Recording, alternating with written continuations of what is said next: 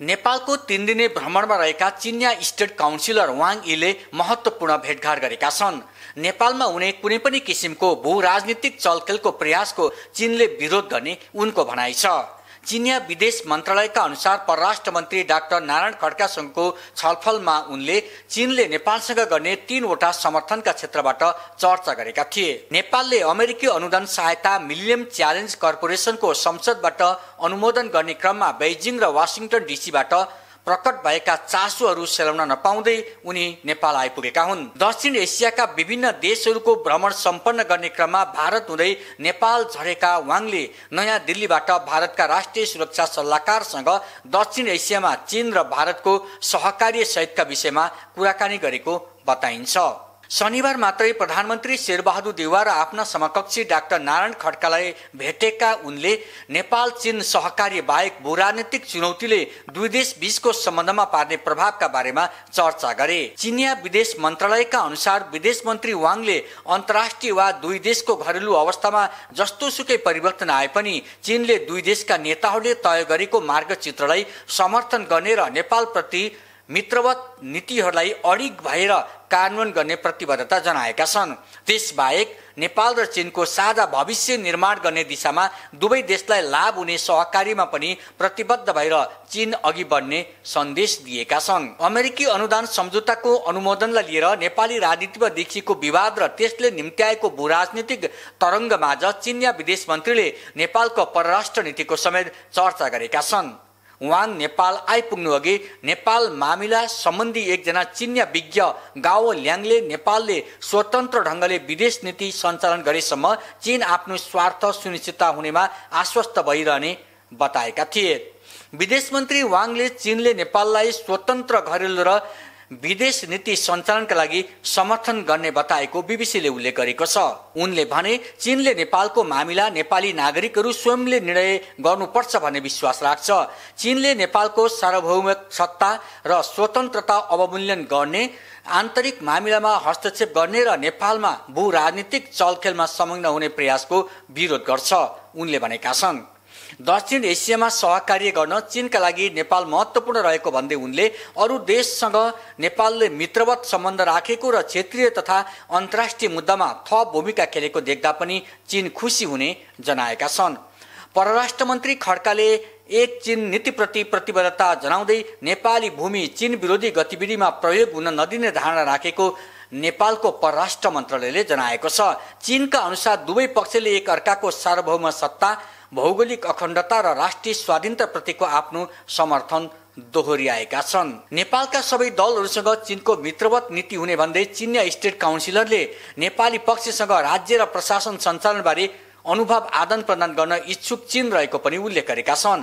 नेपाललाई सुहाउँदो किसिमको विकासको मार्ग पहिल्याउन चीनले सहयोग गर्ने र त्यसका लागि संयुक्त रूपमा राजनीतिक स्थिरता, आर्थिक वृद्धि र मानिसहरूको जीवनस्तर सुधार्ने बारे सुशासनको ढाँचा पहिल्याउन सकिने उनले भनेका छन्। यसअघि नेपालका कतिपय वामपन्थी दलहरूसँग राजनीतिक विचारधारा आदान प्रदान गर्ने उद्देश्यसहित चिनिया कम्युनिस्ट पार्टीले राजनीतिक प्रशिक्षण जस्ता कार्यक्रम राखेकोमा विदेश नीतिका कतिपय नेपाली विज्ञहरूले आलोचना पनि गरेका थिए। त्यस्ता विज्ञहरूले बहुदलीय लोकतान्त्रिक मूल्य मान्यता अनुरूपको संविधानप्रति प्रतिबद्धता जनाएका नेपाली दलहरूले त्यसको मर्म र भावना विपरीतका विचारधाराहरूबाट प्रशिक्षित हुनु सही नभएको जिकिर गर्ने गरेका थिए। चिनिया पक्षले उसको महत्त्वकांक्षी बेल्ट एन्ड रोड परियोजना BRI अन्तर्गत सहकार्य विस्तारका लागि इच्छुक रहेको पनि जनाएको छ।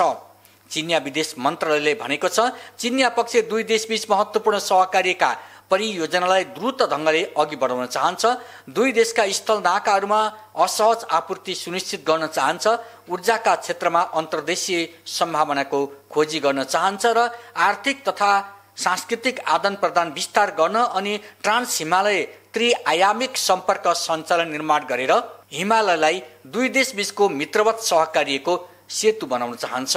परराष्ट्र मन्त्री खड्कासँग प्रतिनिधिमण्डल स्तरीय वार्तामा नेपाल र चीनले 9वटा सम्झौतामा हस्ताक्षर गरेको जनाइएको छ। त्यसमध्ये सन् 2019मा चिनिया राष्ट्रपति सी जिनपिङ काठमाडौँको भ्रमणमा नेपाल आउँदा अन्तर्देशीय रेल सेवा सञ्चालनका लागि सम्भाव्यता अध्ययन गर्ने भएको सहमतिको कानुन पनि रहेको छ। सन् 2017मा नेपालले बेल्ट एन्ड रोड परियोजनामा हस्ताक्षर गरे पनि अझै पनि त्यस अन्तर्गत अघि बढाउने परियोजना छनौट गर्न सकेको छैन।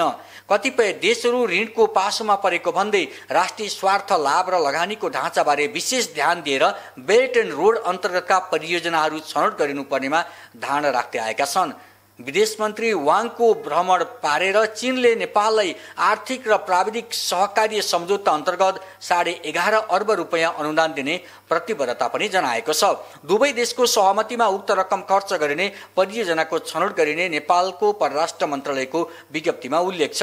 उक्त विज्ञप्तिमा चिनिया पक्षले नेपालसँगको सहकार्यको प्रमुख क्षेत्रका रूपमा प्रस्तुत गर्ने गरेको बेल्ट एन्ड रोड इनिसिएटिभको कतै पनि कुनै जिकिर गरिएको छैन। नेपालको परराष्ट्र मन्त्रालयका अनुसार दुई पक्षबीच सीमाको संयुक्त निरीक्षण, नाका र उडानहरू नियमित बनाउने विषयमा केन्द्रित रहेर छलफल भएको छ। परराष्ट्र मन्त्रालयले शनिबार अबेर जारी गरेको विज्ञप्तिका अनुसार दुवै मन्त्रीले तातोपानी र रसुवा केरुङ लगायतका नाकालाई पूर्ण रूपमा सञ्चालनमा ल्याउनु पर्नेमा आवश्यकतामा जोड दिएका छन्। दुवै देशले आफ्ना सम्बन्धित निकायहरूलाई त्यसतर्फ काम गर्न निर्देशन दिएका छन्। परराष्ट्र मन्त्रालयले कोभिड-19 महामारीका कारण स्थगित भएको यात्रुवाहक उडानलाई निकट भविष्यमा नियमित गर्न दुवै मन्त्री सहमत भएको जनाएको छ। नेपाल र चीनको सीमामा सीमा सन्धिको भावना अनुरूप शान्ति र अमनचन राखिनुपर्ने भन्दै दुवै मन्त्रीहरूले संयुक्त परामर्शमा नेपाल चीन सीमाको संयुक्त निरीक्षण गराउने सहमति गरेका छन्। केही समय पहिले एउटा गोप्य प्रतिवेदनले कर्णालीको हुम्लामा सीमा सम्बन्धी कयौं समस्याहरू रहेको देखाएको थियो।